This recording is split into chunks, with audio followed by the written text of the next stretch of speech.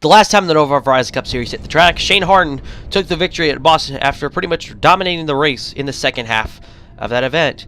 This week's race, we head to Albany, New York for the New York honoring the last time the NOVAR Verizon Cup Series hit the track. There, Brian Kittleson held off charges from Michael Scott to win that race there.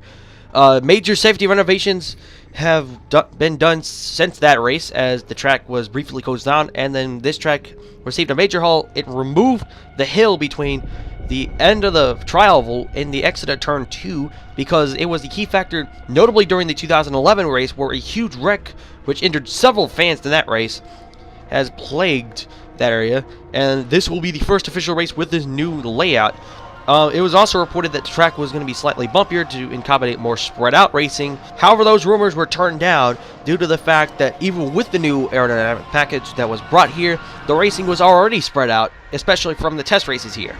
The big storylines heading into this weekend's event was that Carter Pavis, who was injured in that Blue Ridge wreck due to a dislocated shoulder, has confirmed he will come back for this race. However, he did not qualify for this race as a result of his because of wrecks that happened in the race. One notable wreck that happened, Connor Stanton in the 63, he was taken into the hospital after a crash that happened midway through the qualifying race. We do not know his medical condition, but he is awake and alert. However, from reports that we get, he may have a season-ending injury, and that will be announced at the conclusion of this weekend and possibly next weekend at Elkhart Lake. As now, we're going to head it over to Kendall Johnson for the race recap. Thanks, Jerry.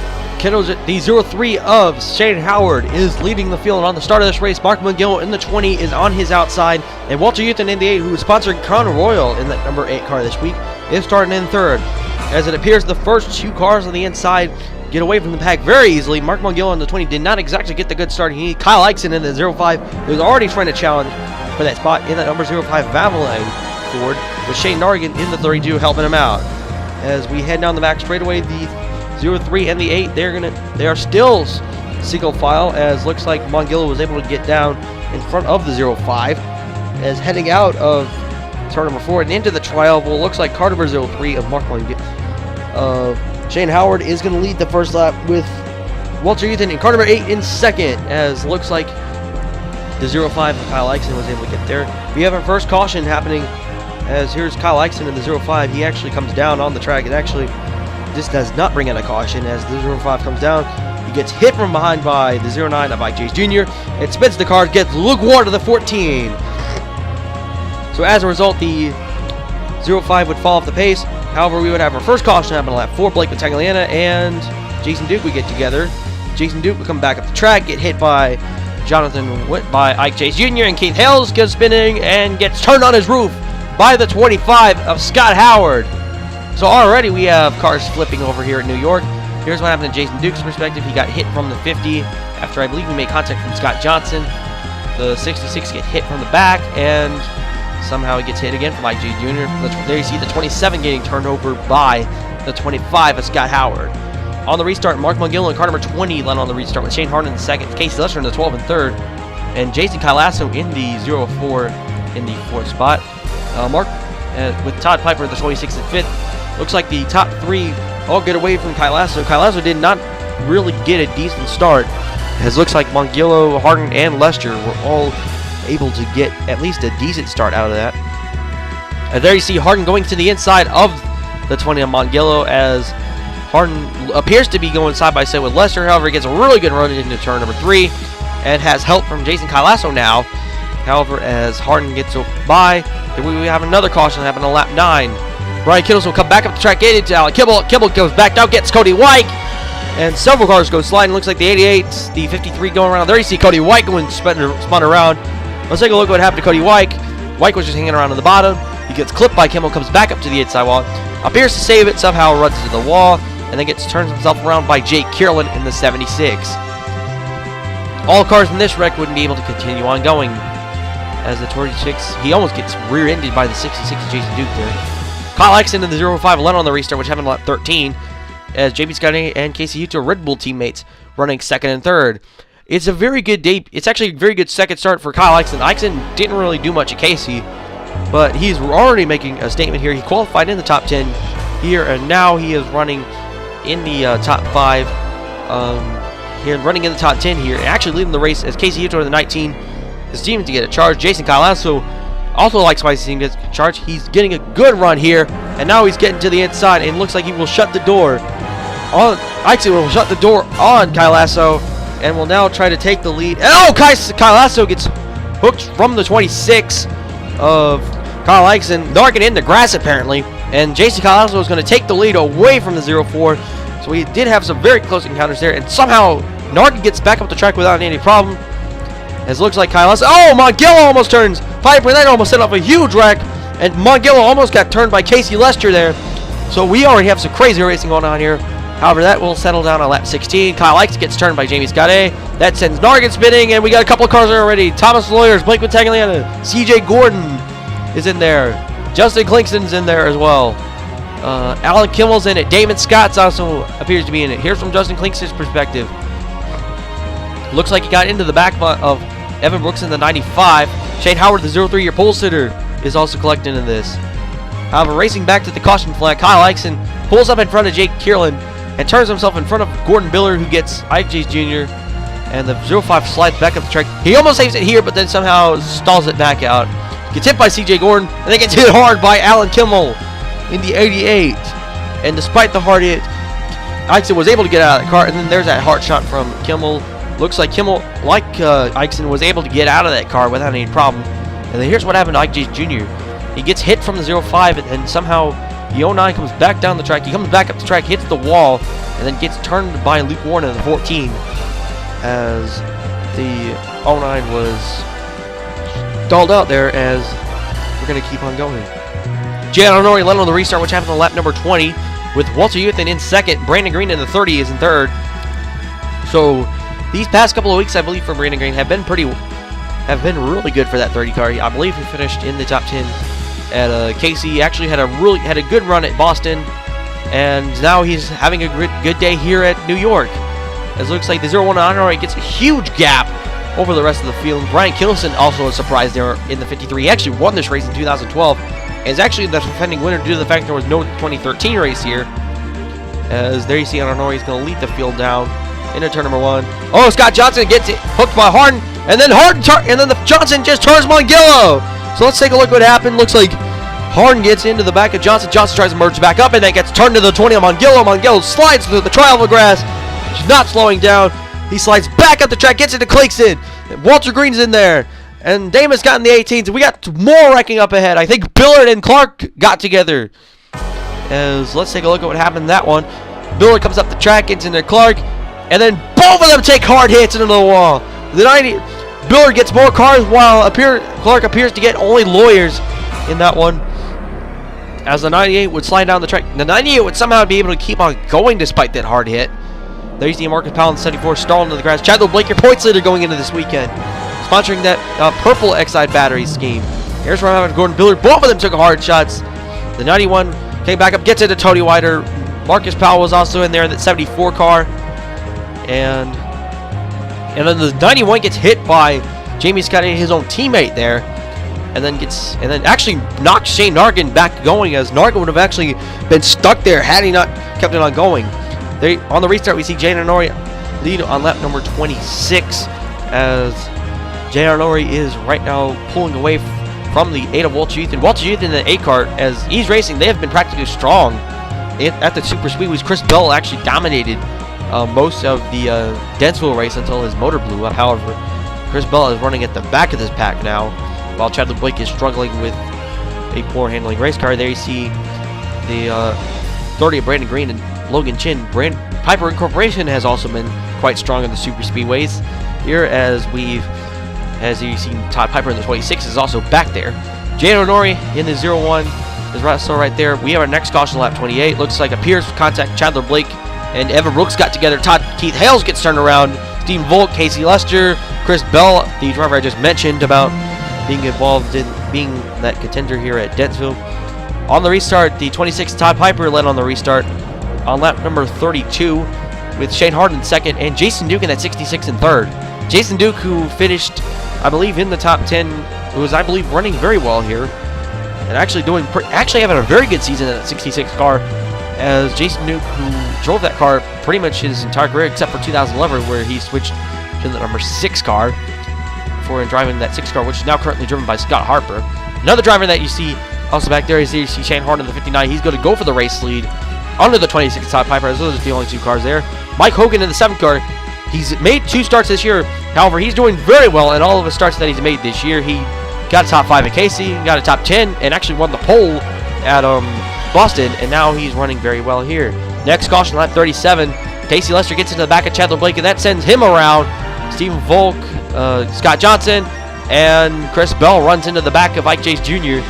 as looks like the 38 is somehow stalled. Casey Lester almost actually does run into the back of the 38 there, as all cars will continue on going. Shane Harden of the 59 is your leader of the race, on which happened the restart happened on lap 41. Mike Hogan in the 7 is in second. Cody White in third. Todd Piper already trying to look on the inside of the 22 of Cody White.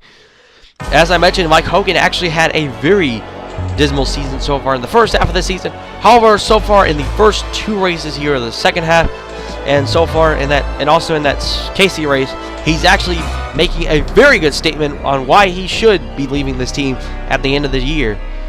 Hogan, as I mentioned earlier this week, there was rumors coming out that Hogan had departed this team in order to pursue more of a more stylish team that Hogan could be accustomed to. It's not reported that his number will return, though. Next caution will fly on lap 44. Jake Killen gets into the back of Thomas Lawyers, gets Stephen Volk, Jason Duke, and one car goes hard into the inside wall. I couldn't really tell that was, but that was a huge hit into the inside wall.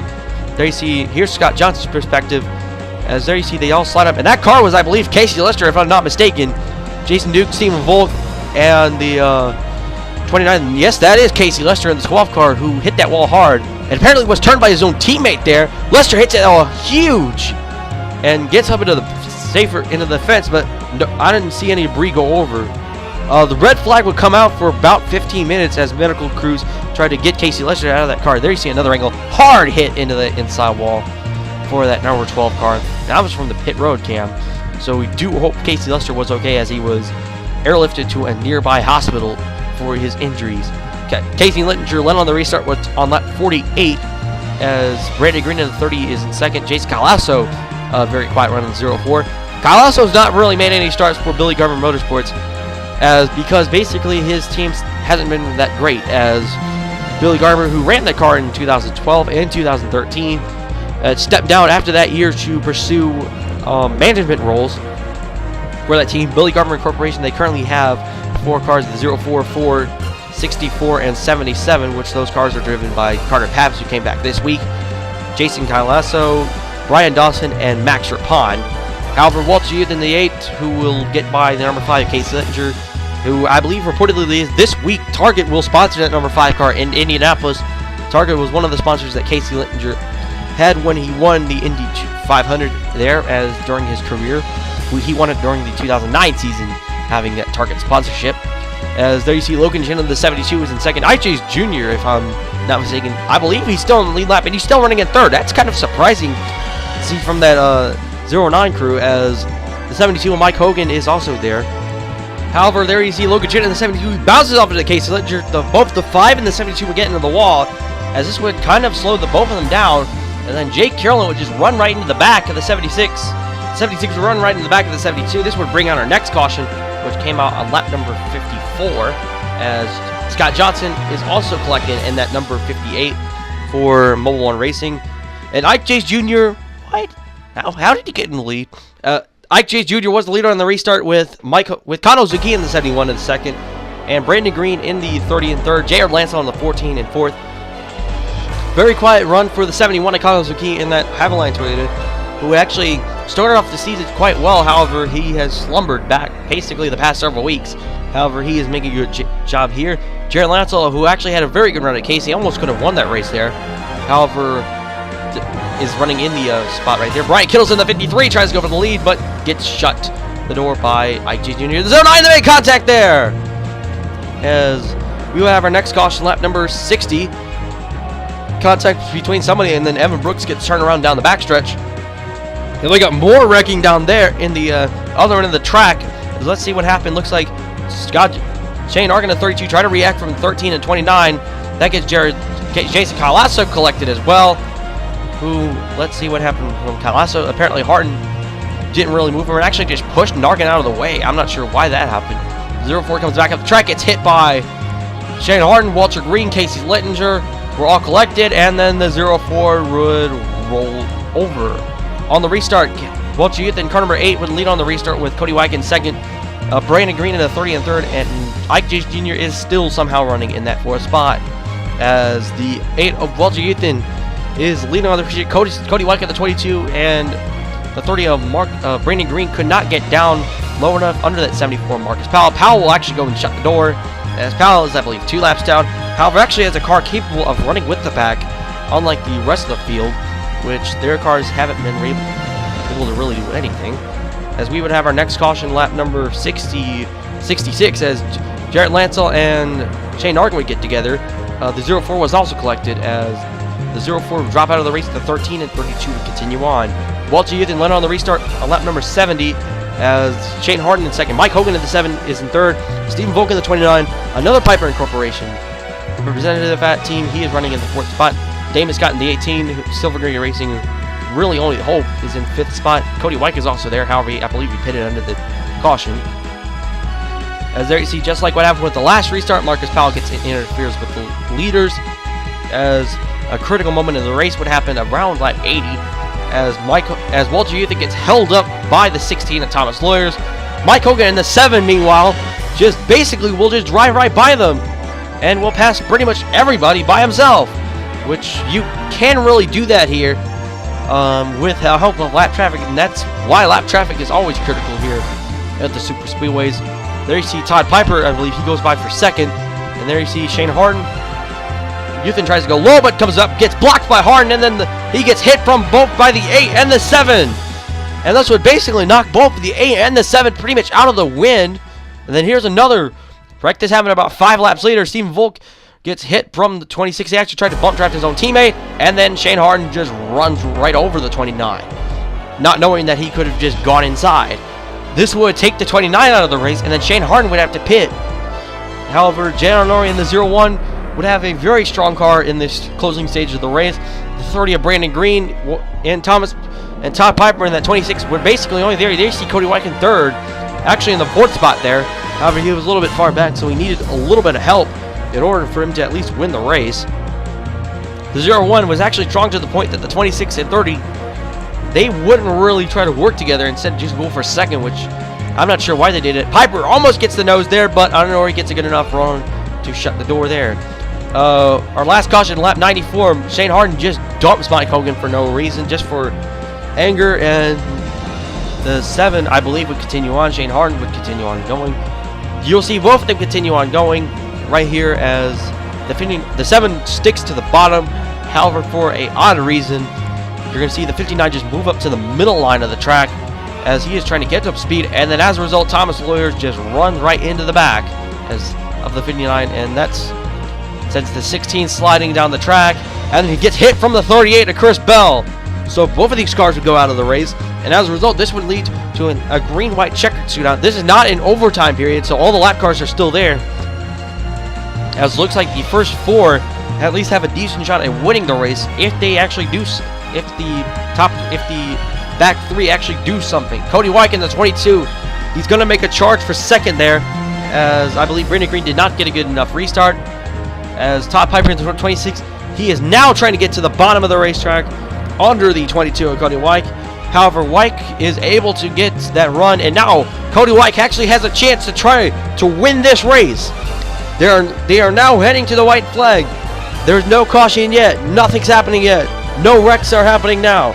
And since they have taken the white flag, this race will finish under green, regardless of what happens. There you see Piper in the 26. Piper in the 26 is going to go under the 22, and that is what Arnori all needs to see right there, as the 26 of Piper and Wyke are side by side. This is helping Arnori increase their lead.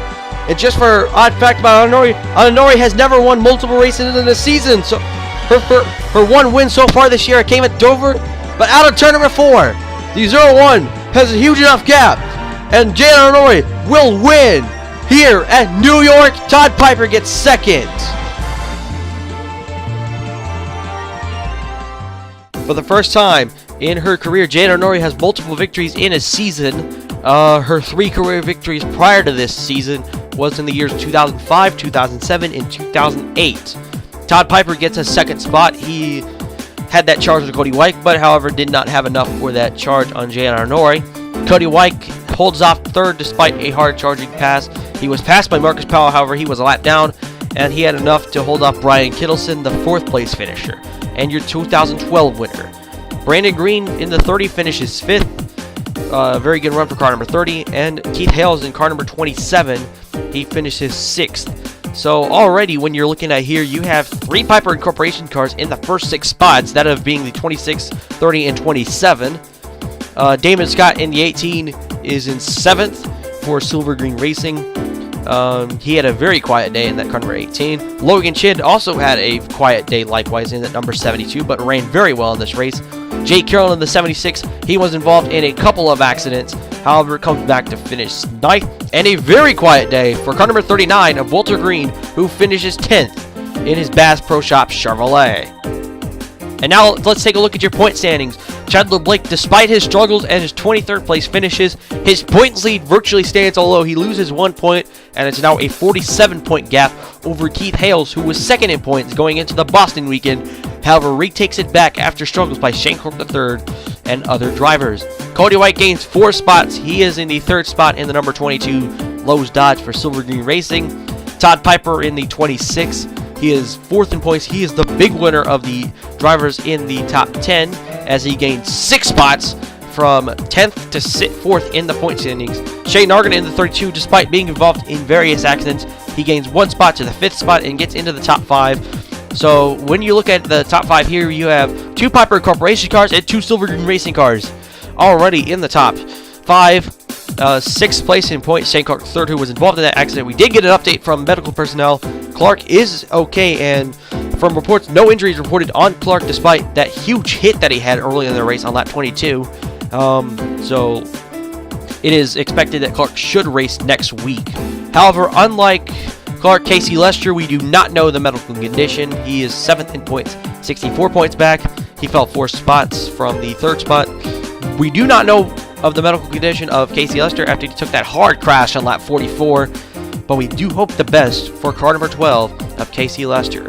And now rounding out the top 8 is Shane Harden in the number 59. He had a very strong car and would have had a shot to win the race, however, was involved in many shenanigans, and he finished, I believe, 20th. And now we'll look at 9 through 15. Jana Nori with her victory gains herself only 3 spots, and Mark Mungillo drops 6 due to his accident at New York. He apparently got into a confrontation with, I believe, Shane Harden after he was told that Harden actually started the wreck. However, penalties are expected for that, as we're going to get more details on that. Jason Duke in the 66 had a quiet day. He doesn't really gain anything. He is in 11th in points, 80 points back. Tony Wider in the 35 drops 3 spots and out of the top 10. He is 88 points back. Brandon Green in the 30 gains 5 spots to 13th in points, so a comeback is pretty much expected for the 30. However, I don't think it will be enough to win the title. Jay Carroll in the 76 is 14th in points. He's 102 points back.